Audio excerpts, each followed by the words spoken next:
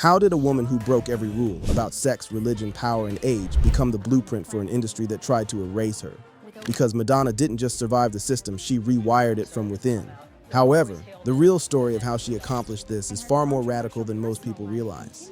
From the first moment Madonna dropped her edgy, lace and cross look onto MTV, she became not just a pop star, but a living myth, a shape-shifting provocateur who flipped industry expectations, gender norms, and cultural boundaries on their heads. She was the wrong woman in a man's world, and that's exactly why she made history. What happens when an industry built on erasing women's voices meets a woman who refuses to be silent? In the late 1970s and early 1980s, the mainstream music world was overwhelmingly male, dominated with executives, producers, and frontmen at the helm. For example, record labels like CBS Records were led by powerful executives like Walter Yetnikoff, who helped shape the careers of Michael Jackson and Billy Joel, while major producers like Phil Spector and Quincy Jones controlled studio access and sound direction. The biggest rock acts of the time, Led Zeppelin, the Rolling Stones, Pink Floyd, and Bruce Springsteen, were male-fronted, and even female artists like Donna Summer and Pat Benatar had to navigate through male-controlled production and promotion teams to succeed. Women were expected to remain compliant, pretty faces, seductive bodies, but obedient and predictable. Feminist scholars describe this as the paradigm of patriarchal hegemony, in which culture industries reinforce the status quo by commodifying female images and denying women autonomy. Enter Madonna, bold, unapologetic, and fiercely self-directed. Immediately, she disrupted every encoded rule. Do you think that's better, just not to give them such a big... I don't think it's better. It's just what I'm doing right now. And why? Because I want to. Born in Detroit and cut her teeth in New York's gritty East Village, Madonna absorbed countercultural aesthetics. She immersed herself in downtown art scenes, collaborating with artists like Jean-Michel Basquiat and Keith Haring, frequenting clubs like Danceteria, and attending queer performance spaces where fluid gender, sexuality, and identity were celebrated. These were underground movements that had no presence on Top 40 radio, but Madonna took their avant-garde boldness and made it central to her brand. Thus, she didn't just join a scene, she mainstreamed rebellion. Madonna didn't just wear clothes, she wore intentional statements. Her lace gloves, layered rosaries, fishnets, and even the infamous Jean-Paul Gaultier cone bra were visual language, codes that subverted assumptions about gender, piety, and power. She became a fashion phenomenon, spawning Madonna wannabes nationwide, creating what some scholars call a Madonna economy, a commodification of self-redemption through style. This wasn't aesthetic for aesthetic's sake. It was a socio-political repertoire signaling agency and reinterpretation of female identity. Madonna's breakthrough came when she turned silence into spectacle. Her work confronted sexuality head-on, not scandalously, but strategically. The music video for Like a Prayer famously merged racial symbolism, eroticism, and religious iconography, and ignited global debate. Whatever she does. And this year she made headlines in style with a raging controversy over her bizarre Like a Prayer video. Burning crosses, look. Yes, I do think it's in bad taste. She's sleeping with the priest. Wait. I mean, the song's not so strong anyway, so it's good that she's got a strong video. It's just going to make everybody watch it. This whole controversy is basically much to do about nothing. Religious groups decried the imagery. Pepsi withdrew sponsorship, but MTV broadcast it anyway. Madonna declared, art should be controversial. These controversies weren't collateral. They were fuel to her ascendancy. She not only knew where society's cultural nerves lay, but struck them hard. She forced global conversations about racism, sexuality, and religion to the center of pop. Some critics, including bell hooks, accused her of racial and cultural appropriation, claiming she mined black culture for her own gain. Yet others argued Madonna democratized sexuality and permitted women to own their desires. This tension reveals a key sociological dynamic. Madonna wasn't one message, she was a cultural battleground. In living contradiction, she invited public debate, and that confusion was her power. She didn't just dominate style and sound, she controlled her brand. She insisted on creative and financial ownership in early career moves, wrote her own music, founded her publishing company, and fought for major record deals.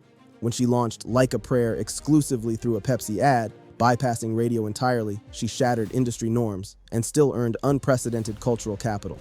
This was reflexive modernization in action. She used mass media's mechanisms to expose their own structures, then rewrote them in her favor. Madonna became a champion of gay men, LGBTQ identities, and AIDS awareness long before many mainstream artists dared. She was deeply influenced by the queer underground culture of New York in the 1980s, including ballroom and drag. The AIDS crisis hit her personally through the loss of friends, leading her to speak out publicly when most celebrities remained silent. AIDS remains a deadly disease that kills people. The crisis continues and it demands everyone's sustained and active support. And since Washington, D.C. has focused their attention elsewhere lately, bills sit in Congress that should be passed that could fund the necessary education to kids who still don't know about AIDS prevention. And can someone please tell me why Kenneth Starr gets $45 million for a ludicrous investigation and they cannot fund one needle exchange program? Her feminist fight for autonomy overlapped with the queer struggle for visibility and freedom. She supported the community not out of expediency, but out of deep connection and moral conviction. Songs like Vogue didn't just push dance, they spotlighted drag and ballroom culture. She featured queer couples, fundraised for AIDS, and claimed pride on stage. To sociologist Foucault, power is not only top-down, but also subversively produced through discourse. Madonna's voice became a site of cultural resistance, embedding marginalized voices into global pop. From bubblegum pop to techno-spiritual introspection, Madonna's career is a testament to adaptability. She reinvented herself around disco, then rock, then spirituality, then electronica. With each turn, she remained culturally attuned. This wasn't fleeting trend chasing, it was cultural responsiveness, keeping her work always in dialogue with the present. Madonna's refusal to fade into respectable motherhood in midlife met vehement ageist backlash. She famously blasted sexism and ageism when she accepted Billboard's Woman of the Year in 2016. There are no rules if you're a boy. If you're a girl, you have to play the game. What is that game? You are allowed to be pretty and cute and sexy, but don't act too smart. Don't have an opinion. Don't have an opinion that is out of line with the status quo, at least. You are allowed to be objectified by men and dress like a slut, but don't own your sluttiness. And do not, I repeat, do not share your own sexual fantasies with the world. Be what men want you to be, but more importantly, be what women feel comfortable with you being around other men.